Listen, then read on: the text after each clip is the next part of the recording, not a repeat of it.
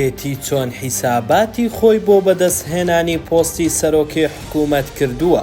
خاڵە لاوازەکانی پارتی و بەهێزەکانی یەکێتی چین لەم هەڵبژاردنە. پێگەی عالم ئەلجەدیدی عەرەبی لە راپۆرتێکی شیکاری دەڵێت لە هەڵبژاردنی ئەمجارە بۆ یەکەم جارە لە دوای مۆرکردنی ڕێکەوتنی ئاشتی لە ساڵی 1998 بە چاودێری ئەمریکا یەکێتی نیشتیمانی کوردستان دەیەوێت زۆرینەیەک بەدەست بهێنێت بۆ ئەوەی پۆستی سەرۆکی حکوومەت وەربگرێت. پێگەکە دەڵێت یەکێتی چەند خاڵێک بە خاڵی بەهێزی خۆی دەزانێت، لەوانە هەموارکردنی یاسای هەڵبژاردن و کەمکردنەوە و دابەشکردنی کورسی کۆتاکان، فرەبازنەیی و سەرپەرشتی هەڵبژاردن لەلایەن کۆمیسیۆنی عێراق و شکستی کابینەی نوێیەم، هەروەها سەرکەوتنی حیزبەکەی لە نینەوە و کەرکووک بەرامبەر پارتی. لەپاڵ ئەوانش هاوپەیمانی بەهێزی لەگەڵ چوارچێوەی هەماهەنگی هەیە کە ئێستا دەسەڵات لە بەغدا لای ئەوانە. لە بەرامبەردا پارتی بەهۆی کێشە ناوخۆیەکانی و لە دەست دەرچوونی بەشێک لەو دۆسیانە و گواستنەوەیان بۆ بەغدا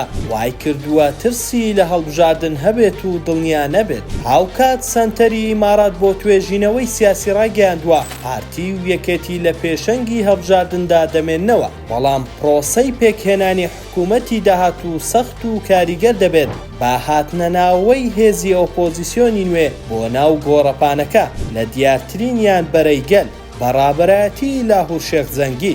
ڕەنگە ئەنجامی هەڵبژاردن پارتی بخاتە بەردەم بژاردەیەکی قوڕس کە ئەوەش دەست هەڵگرتنە لە سەرۆکایەتی هەرێم یاخود سەرۆکایەتی حکوومەت.